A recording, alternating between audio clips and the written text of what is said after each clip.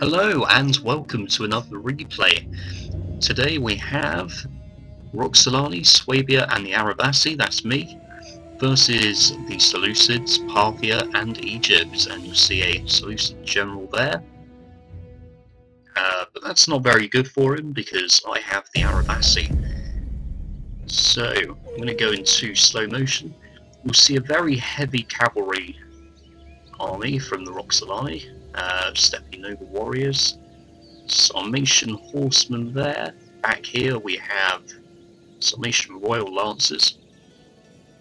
So I'm just going to go into pause. The reason I'm doing this is because the battle unfolds very quickly, so in case I don't have time to explain everything, I'm going to do it here. So over here we have the Swabi force. They are going to take these units here, and they're going to try and head around a load of defences that have been placed in our way. You'll note how the enemy is also very confined. I think this is going to be part of their downfall, because you'll notice when I zoom in, there's a lot of cavalry there, especially with Parthia around. I don't think that works well for Parthia. If I were them, I would have deployed probably around here, and at least I can advance on that force there and cause some mayhem. Over here what we're going to see is the Roxolani charge headlong into here. What that's going to do is completely mess up their defensive tactics and clear the way for my force, which is going to come down here and sort of split off like so. And Swabia is also, or the Swabi are going to follow me in. They're going to mainly attack in this area here because the Seleucid general comes out here and destroys 4 of my units, although I do manage to kill a few elements. So let's go back to the battle and see some of the units. So Swabi, well, the Roxolani we've already seen quite a bit of. I do apologise for the coughing, I just can't clear my throat that well at the moment. Mercenary Amazonian riders. So obviously a lot of good cavalry. And the tactic here with this horse army, and what I tend to see is good heavy shock cavalry followed by melee cavalry. I think the melee cavalry appears to often be lighter, and that's because most people spend more on their shock cavalry. The fact of the matter is, if you can't put down a good melee cavalry into a fight, then you're going to end up losing the fight. Shock cavalry, really, if you're not getting them in and out, then you might as well just buy cheap rubbish units. That's my opinion. So I'd actually do completely the opposite with that strategy, and maybe you'll have time to see that. So over here, my main line is Iberian swordsmen, and they are, well, they've proven themselves good now on a couple of occasions, mainly because their javelins, they throw those in. There's quite a few rounds of those.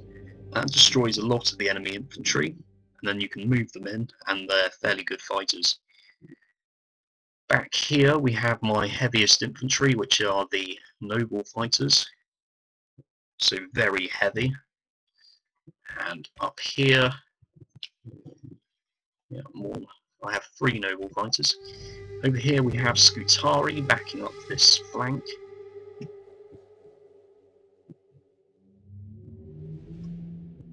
Okay, and I think I also have some painted ones. I just wanted to see exactly what they can do, but they do end up getting killed because they charge in first, but they will become clear later on.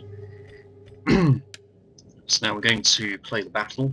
Hopefully I won't miss too much of it. I've just got to keep an eye on the Roxolani.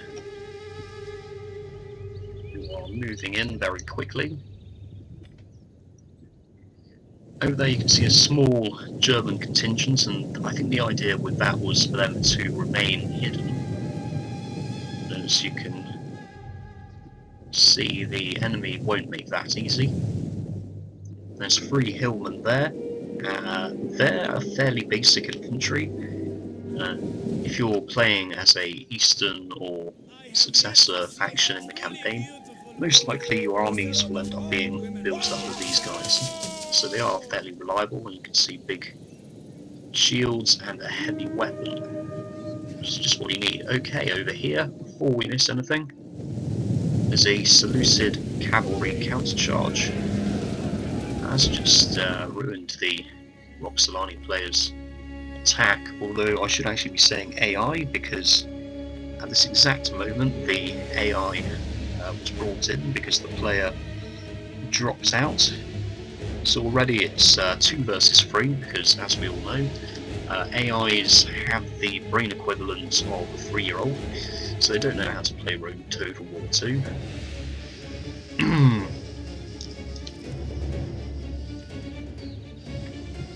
You can see the Parthian player also deployed on this flank to try and quell all this Roxolani cavalry.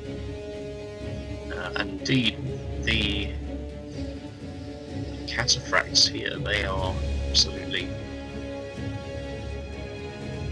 Yeah, Royal Cataphracts do have a lot more armour, so in this sort of fight they should win, unless they're overwhelmed. Back here you can see all the archers have been brought back, personally Cretan archers. Whereas these noble horse archers are just getting cheap shots. I think this is where really the Parthian player should have deployed over here, just being able to sneak around, cause some mischief. You can see that our forces really are still back here. My force is making its way down here, and Swavey is just going to go like that, really.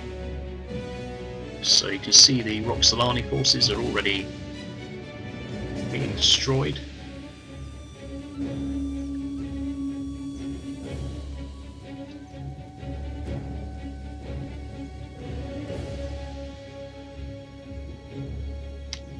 Okay, so over here, and this is the problem with elephants, they do just wreck everything.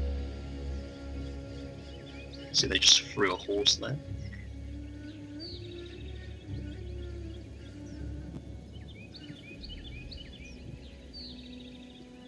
So I'll just speed the battle up a little bit more now. So as you can see, a lot of these units moving out of this Scythian clump, and some are chasing them in. It really is just sort of chaotic at the moment. There's also a lot of fire going on. See over here, these mercenary Rhodians things really are just in constant fire mode. And there goes the general.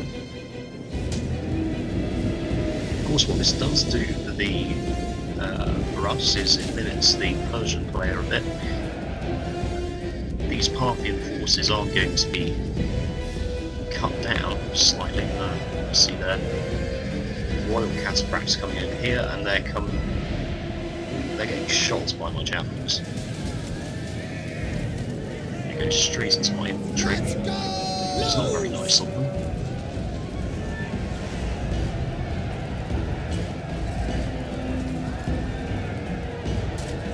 A smart move there, because the Iberian swordsmen really are light infantry. They are going to lose that unit. So the Parthian player does try to do a good job getting out, but I think he could have got out there.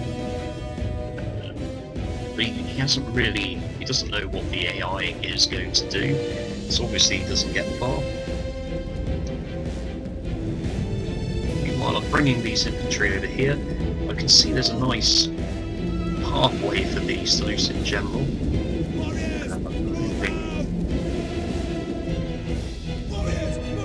She comes out before the archers open up on me. So over here,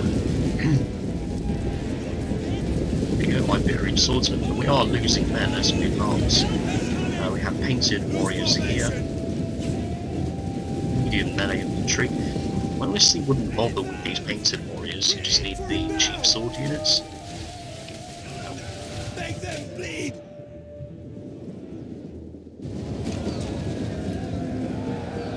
Move it! And you can see the Solani AI is coming in to help. So I'm going to slow down again. Because over here what has happened is we're starting to break through. 4-axe swords there. The traps have not been sprung, as it were, and see Night Hunters advancing. There's certainly more over there.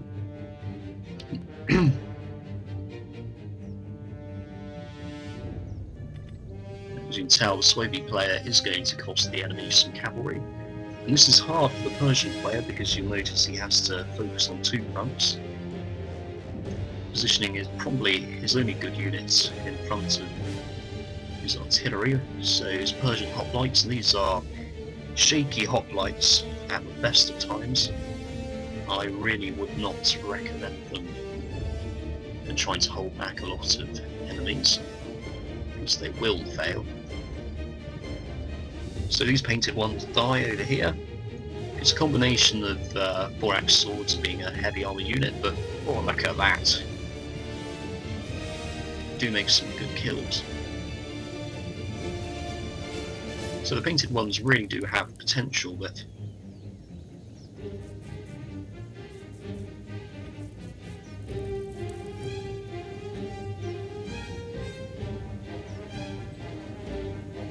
oh, that's not good.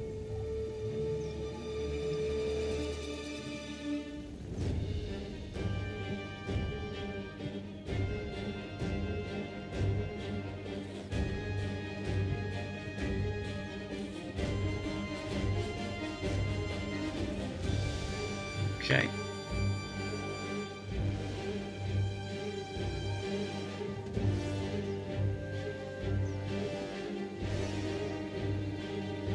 Oh, that was one hell of a javelin throw. So this is why I bring the Aravasi, because you can close in on the enemy and then just shred a unit like that. Although whether that was the Germanic youth, I don't know, it's mine, isn't it? Yeah, mine and the Germanic youth.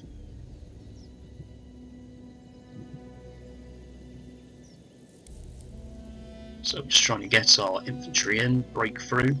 What's going to happen is we're going to manage to break through here, and that's going to shatter the entire line. Meanwhile, the enemy has sort of lost control of their elephants. So desperately they try to fire on these units here, but that isn't actually going to help them. One down. There's the general, so I've taken out the Seleucid general there. That's always a good thing. Back over here we're seeing, this is where the Parthian units are more heavily engaged, because you have, if I just pause, I'm going to have to, what you have really is Seleucids on, that's not good. So you have the Seleucids on that flank, you have the Persians here, and back here you have the Egyptians. So it's a rather shaky defence, because both the Egyptian player and the Parthian player are, well, fairly shaky armies. The Egyptian army is full of archers, the Parthian army is full of cavalry, and half of that has been used trying to push back the Roxolani. Well, actually succeeding to push back the Roxolani, I should say. And I think over here, I mean, what's this unit doing? This just shows how committed the Seleucid player is at the moment to the fights going on over here. Because if that area falls, it exposes all of the archers, it exposes the backs of these infantry, and all of those. So I mean, this is where you'd want to have kept, if you'd had an elephant general, you would have wanted to keep it back. And I think the other problem is that for the Seleucids we actually had a lot of firepower, so I'm just going to go back in slow motion here. So the general's already gone down. I'm sorry, I'm going to have to commit to a fight against the Iberian infantry. Oh, not Iberian infantry, against the Thorax swordsmen.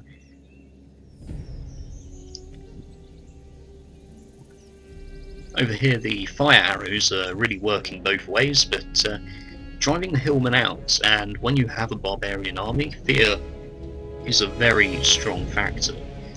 So I'm just going to press play because I've got to rush off in about 10 minutes, so let's try and get through this video. As you can see, this causes a bit of a rout here, and exposes a line through there. If I go to tactical, you can see we're pushing. We're going to push up along this line. We've got units coming in, and we're at this point really you want to bring these archers round and face them a different way, because this right here is what's going to do all the damage. And the fact that no one deals with that, you see the Parthian player can't do anything, he's got shock cavalry, he knows all I have to do, and what the other player has to do is just stop moving, and we can completely destroy any unit. I mean, already they've sustained most of their units down. They may have 123 kills, but is that paid for it? Not really.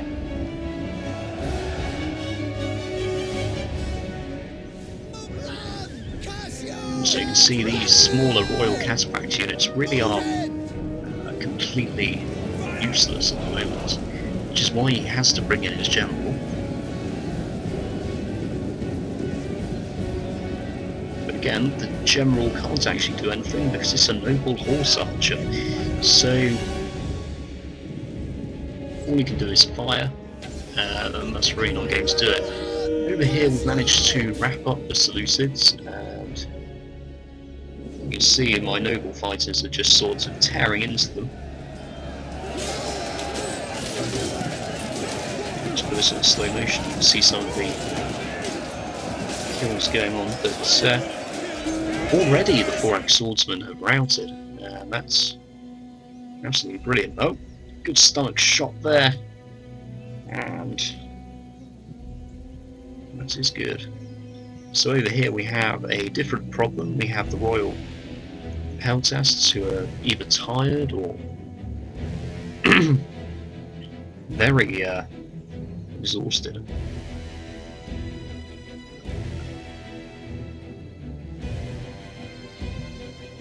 Meanwhile, you've got the Suebi General who's come straight in, taking a little bit of fire, but he's just going after the archers. As these are, I think they're, oh no, they are sword masters. So they're just going to come in and destroy these archers.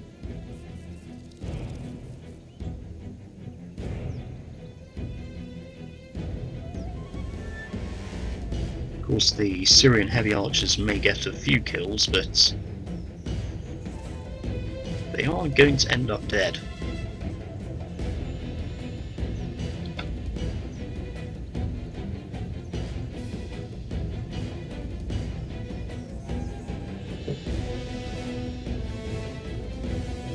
Brilliant.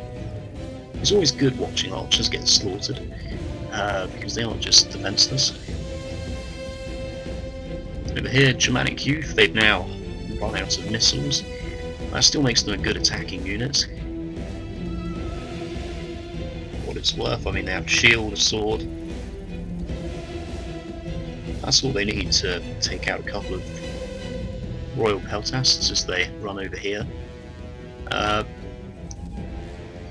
mean, by this point, the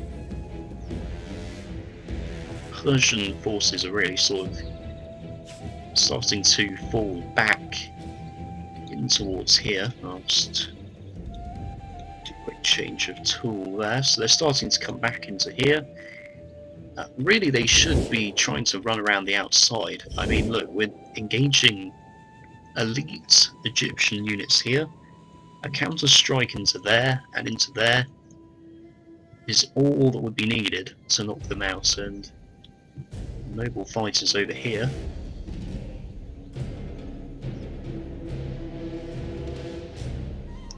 Looks like they're doing alright.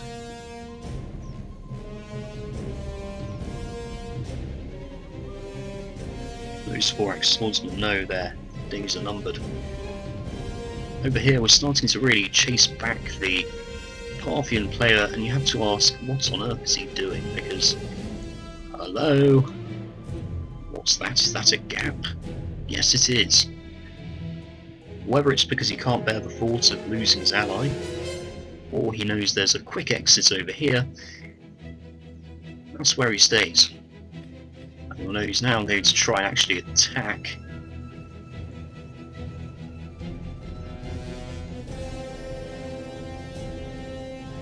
Problem with attacking though is there are still units here capable of launching javelin shots. So over here I spot this Iberian swordsman that I'm using. I'm going to try and get it round as quickly as possible because we need to be attacking the flanks by now.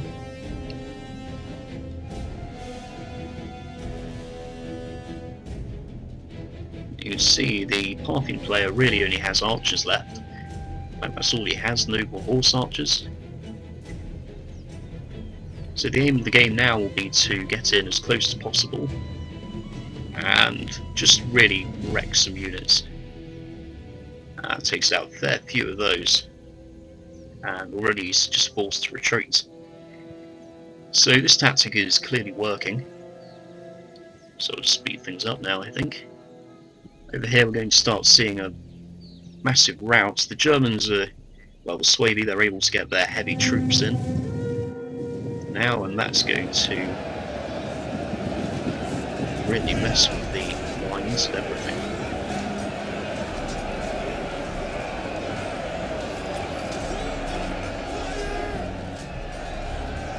Over here we managed to engage some horse archers, but again they can just sort of run away. But a bit too late really, and he should have got them out and around from these Arabasi forces beforehand. So it's not going to take much for me to sort of keep these units here or even move them in.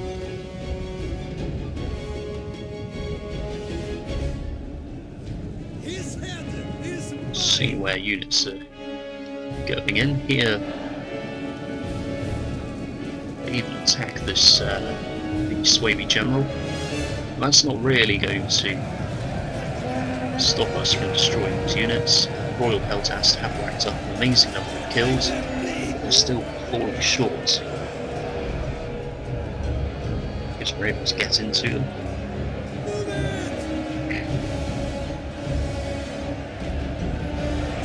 You can see some Germanic youth are leading the fight, but we have managed to at least smash this Royal Peltast that racked up 200 kills.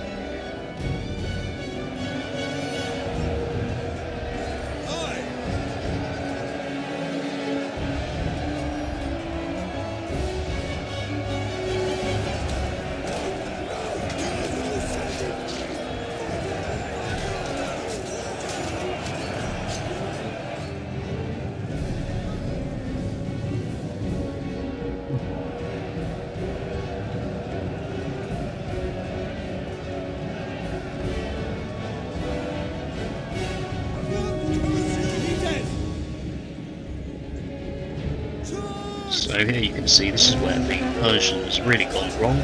He simply doesn't have enough units to affect the battle at this point. The general's just being chased around, has lost 2/4, well 2/3 of the unit, and isn't able to make any impact, whereas I have quite a lot of units left, especially with the Suebi player. So all we have to do is just sort of really charge our units in, try and keep their cavalry pinned in, and if possible just destroy enemy units. You can see, there we go, Persians are gone. The general is now trying to flee. I think this is the... where is he now?